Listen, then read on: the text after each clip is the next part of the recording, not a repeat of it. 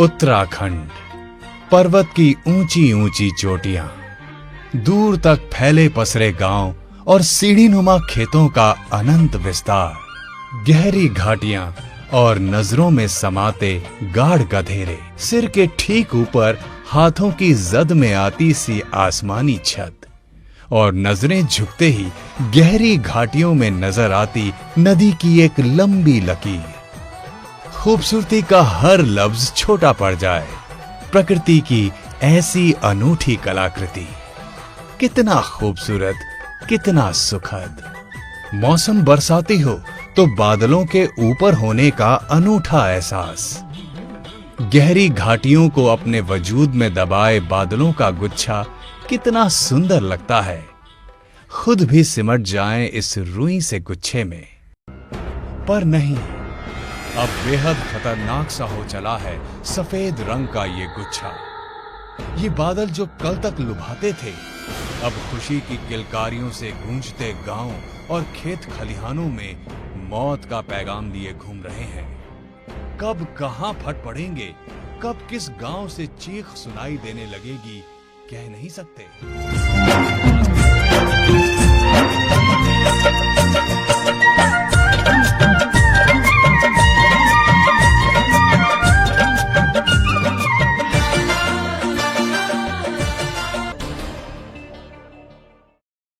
परेशानी हो गई थी, थोड़ा लैंडस्लाइड हो गया, इसकी वजह से थोड़ा सा हमें देरी हो गई। यहाँ पे लोग सुबह से हमारा इंतजार कर रहे थे, जो हमें सहयोगी, हमारे शुभ आभार प्रकट करना चाहता हूँ, उनको थैंक्स बोलना चाहता हूँ, क्योंकि इतने दूर से हम लोग आए और इनका सहयोग अगर नहीं होता तो हम शायद उन लोगों तक नहीं पहुँच पाते। इसलिए मैं अपनी तरफ से, आप सभी लोगों की तरफ से, मुंबई में जितने भी लोग हैं उन सभी की तरफ से उनका तहे दिल से उनका आभार प्रकट करना चाहता हूँ। आप देख सकते हैं हमारे बीच जगमोहन कन्याल जी हैं, इनका थैंक यू वेरी मच। आपका योगी जी का भी धन्यवाद, आपका विनोद शाह, इनका भी मैं बहुत बहुत धन्यवाद करना चाहता हूँ। आपका भी बहुत बहुत धन्यवाद करना चाहता हूँ। तो बोलेंगे। मैं तो बहुत आभारी हूँ आप लोगों का, कि खास करके पूरी मुंबई की टीम का, जिन्होंने इतना बड़ा प्रोग्राम आयोजन किया।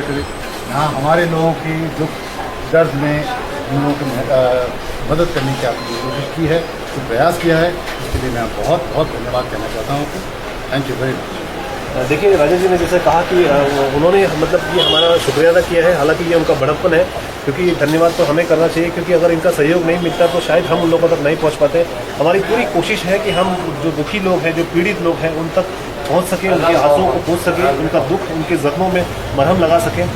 और आप जितने भी लोग इनकी सहायता के लिए तैयार हैं, उन सभी लोगों की तरफ से मैं इन सभी लोगों का आभार व्यक्त करना चाहता हूँ। अब हम लोकेशन पर जाएंगे और वहाँ की जानकारी आप तक हम लोग पहुँचाते रहेंगे, और उसके आगे की जानकारी मैं आपको बाद में दूँगा। Thank you very much.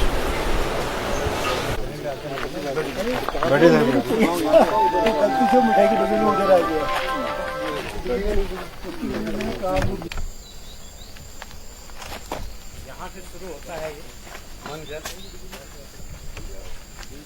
यहाँ से फूटा नहीं, यहाँ से भी, वहाँ से भी, और ये इसके अंदर थे 5, 7, 8 मकान। जब तक ये स्टार्टिंग पे ये मारा उसने, तो यहाँ पे एक मकान हुआ करता था, जहाँ पर ये नीले कलर का हुआ है, यहाँ पे एक मकान था, तो उसके पीछे वाले भागे और उसके मकान पे काफी मलबा फंसने लगते, तो वो हो हल्ला मचा गाँव के अंदर। इस वाली पूरी बेल्ट पे करीब 7 से 8 मकान हुआ करते थे, जिसमें आप लोगों के मकान भी थे। तो 7-8 मकान के लोग हल्ला गुल्ला हुआ, तो सारे गांव के लोग इकट्ठे हुए इनके वहाँ पे आ गए, यहाँ पे, हाँ, इस मकान के पास आ गए। और इस मकान पे उन लोगों ने वो कर दिया, क्या कहते हैं, इनको निकालना शुरू कर दिया इन लोगों ने। अच्छा। और इनको बचा भी दिया, सेफली बचा दिया सब लोगों ने यहाँ से। एक लगभग वो मकान जो बीच में दिख रहा है, जो नीचे का मकान है, उससे जरा ऊपर लकड़ियाँ दिख रही हैं। इस जगह पर कृष्णानंद जी का एक मकान हुआ करता था, जो काफी ठीक ठाक बड़ा मकान था। ये सब लोगों ने इनको बचाया, गांव के जितने लोग भी थे सब यहाँ से बचाकर उनके मकान के अंदर आ गए। और 6 बजे के करीब की बात थी, बारिश हल्की हल्की बंद होने लगी। तो उन्होंने बोला, यार सब थक गए हैं, सुबह 5:30 4:30 चाय वाय पीते हैं, जरा देर बैठ लेते हैं। तो उसके उनके घर पे गांव के सारे लोग बैठ गए वहाँ पर कि चलो चाय वाय पीएंगे। अब सब बच गए हैं, सब लोगों का कोई परेशानी नहीं। 6:15 के करीब से फिर वही जबरदस्त बारिश दोबारा शुरू होगी और बाहर लोग नहीं निकल पाए। अच्छा। लोगों को लगा कि अब हम बाहर नहीं निकल पा रहे, थोड़ा सा वेट कर लेते हैं बारिश खत्म। ठीक 6:30 बजे का डिजास्टर सेकंड पॉइंट हमारा हुआ। उस जगह पर, और उस पॉइंट ने, जब वो पॉइंट आया हुआ है तो उस पॉइंट ने ये सारे मकान के मकान वॉश आउट कर दिए। और 21 जो लोग थे उसमें से सबसे ज्यादा यूथ उसके मकान के अंदर वेट कर रहे थे कि बारिश बंद होगी हम घरों को जाए, वो सब के सब ले गए। कैजुअलिटीज संख्या बहुत ज्यादा हो गई, मकानों की संख्या तो 8, 10, 12 जो थे वही मरे यहाँ पे, लेकिन कैजुअलिटी ज्यादा हो गई ताकि वो एक ही जगह पर सारे लोग कलेक्ट हो गए। वीडियो ले रहे हैं। इस वक्त हम लोग बस्तड़ी गांव में आ चुके हैं। एक ऐसा गांव, बसा बसाया गांव था जहां पे काफी परिवार सुख शांति और खुशियों से रह रहे थे, लेकिन एक ऐसा हादसा हुआ जिससे पूरा का पूरा गांव शमशान में बदल गया। कई यूथ, कई जवान इसमें मारे गए। जितने भी लोग मरे हैं उनकी आत्मा की शांति के लिए हम प्रार्थना करते हैं, और बाकी जो परिवार है उनको हम पूरी तरह से हिम्मत देने की कोशिश करेंगे। हम सभी मिलकर, किसी का बेटा बनकर, किसी का भाई बनकर, किसी अनाथ बच्चों के नाथ बनकर, एक इंसान होने के नाते ये हमारा फर्ज बनता है कि हम उनकी यथासंभव जितना भी हो सके हम उनकी सहायता करें। ये देख सकते हैं नीचे जो गांव, जैसा कि बताया इन्होंने, ये पूरा का पूरा जो है गांव हुआ करता था, और ये पूरी तरह से ये यहाँ पे एकदम सन्नाटा छाया हुआ है।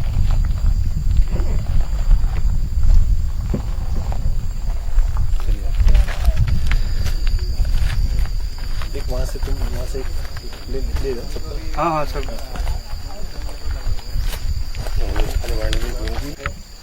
यहाँ पर एक समय ऐसा था कि यहाँ पे अच्छा खासा मकान हुआ करता था। यहाँ एक परिवार बसा करता था। छोटे छोटे नन्हे बच्चों की किलकारियां खिला करती थी। जो बुजुर्ग थे अपने बच्चों के उज्जवल भविष्य के सपने देखा करते थे। आज वही मकान जो है खंडहर में बदल चुका है। यहाँ पर कोई भी इंसान यहाँ पे नाम का नजर नहीं आ रहा है, क्योंकि एक दहशत है लोगों के दिलों में, एक डर है, एक तरह का भय है, जो कि पता नहीं, लोगों को लगता है कि न जाने कब क्या हो जाए। और हम यही कोशिश करेंगे आगे, भगवान से यही प्रार्थना करेंगे कि आगे भविष्य में कभी किसी के साथ इस तरह की घटना न हो।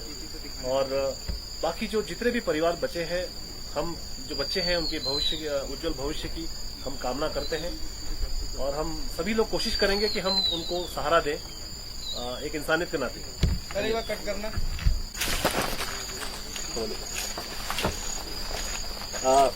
ये देख सकते हैं, ये किताबें हैं, जिन किताबों को छोटे छोटे बच्चे पढ़कर अपना भविष्य बनाने की कोशिश करते हैं। उनके माँ बाप उन बच्चों के लिए एक अच्छे सपने बुनते हैं।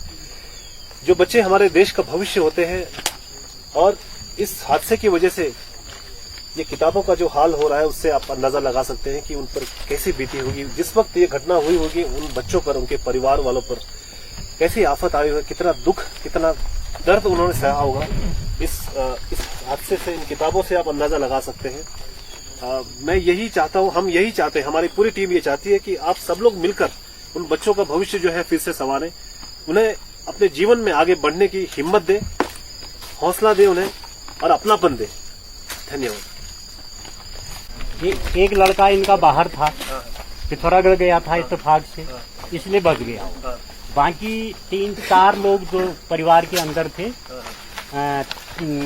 4, और एक लड़का बहाव में निकल गया।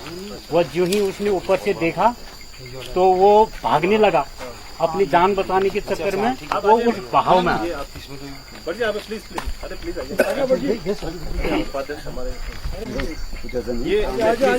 सारे हमें अकेलापन महसूस हो रहा है आपके आने से। हमारे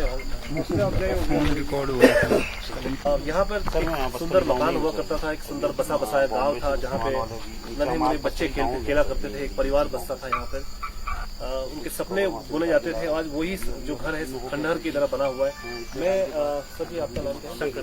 शंकर दत्त भट्ट जी से जानना चाहता हूँ, इस मकान के बारे में कुछ बताएंगे? इस मकान के अंदर 4 लोग दब गए, और एक लड़का अपनी जान बचाने के चक्कर में जो ही भागने लगा तो ऊपर से ये बहाव आया और उस बच्चे को लेकर के चला गया। तो इसने पर जब ये सब के सब दब गए तो नीचे ऊपर के लोगों ने आकर के उन लोगों को निकाला, लेकिन इसके अंदर उनकी मम्मी जो थी, मम्मी बहुत देर तक, यानी कि सुबह 6 बजे से लेकर के शाम के 3 बजे तक दबी की दबी रह गई।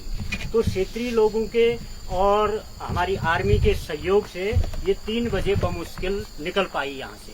तो वह लेडी अभी हल्द्वानी सुशीला तिवारी अस्पताल में एक पांव उसका बहुत बेकार हो चुका है और उसका इलाज चल रहा है, लेकिन कितनी जल्दी वो ठीक होगी इसके बारे में अभी कुछ भी नहीं कहा जा सकता। जैसा कि आपने देखा, इन्होंने बताया कि जो हादसे जो सुनकर भी हमारे रोंगटे खड़े हो जाते हैं, हमारे आंसू निकल पाते हैं, हम अपने आप को रोक नहीं पाते। तो जो हो चुका उसे तो हम बदल नहीं सकते, जो होनी थी वो तो हो चुकी है, लेकिन हम आने वाले जो उनका भविष्य, जैसे वो महिला के बारे में इन्होंने बताया, अगर हम एक इंसानियत के नाते, एक भाई होने के नाते अगर हम उनका थोड़ा भी सहयोग करें मिलजुल कर, तो शायद हो सकता है कि उनके आने वाली जो जिंदगी है जो आराम से वो काट सके और बची हुई जो जीवन है उसको वो जीने की उनके अंदर हिम्मत पैदा हो सके। बस यही हम कामना करते हैं। धन्यवाद। से बात कर दीजिए ताकि वो हम आगे की कार्रवाई कर सकें। उनको हमने सुरक्षित रख दिया है, लेकिन इतने के बाद मैंने वहाँ के लोगों को कलेक्ट किया और सब हम आने लगे। पूरा ये जगह यहाँ पर मैं पहुँच चुका था।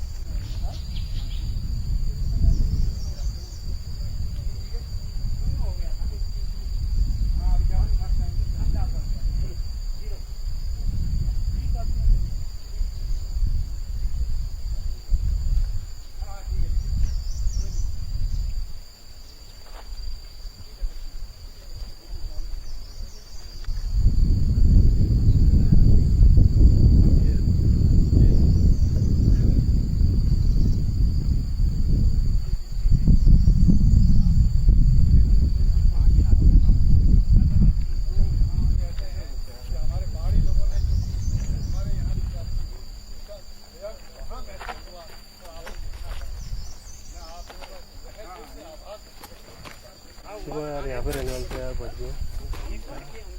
फर्जी का मकान कहाँ था? ये मकान यही तो है बढ़िया। ये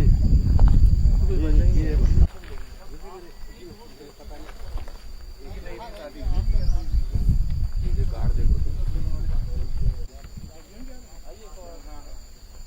कंटिन्यू क्लिप लेने में बोला भी जब हो जाएगा उसको आपको बताएंगे जानकारी। मुझे एक्शन बोलिएगा। हम लोग इस वक्त गांव में हैं, यहाँ पे ग्राउंड में, जैसे कि हमने बताया था कि हम शुरुआत से वो करेंगे, पूरी छानबीन करेंगे कहाँ पे क्या हुआ था, कितना नुकसान हुआ था। इस वक्त हम लोग यहाँ पे, हमारे बहुत से शुभचिंतक हमारे साथ यहाँ से आए हुए हैं। हम उनका तहे दिल से उनका धन्यवाद करना चाहते हैं। हमारे साथ अस्कोट के राजा जी हैं, भानुराज जी, उनका मैं धन्यवाद करना चाहता हूँ। मैं उनसे जानना चाहता हूँ कि वो क्या कुछ जानकारी देंगे हमें। वेल कहने का मतलब ये है कि सर पहली जो त्रासदी हुई थी वो वहाँ से शुरू हुई थी। वो उसको निपटाने के लिए जब लोग यहाँ पे इकट्ठा हुए तो दूसरा जो कांड हुआ था वो यहाँ से शुरू हुआ। And this was a very very severe attack.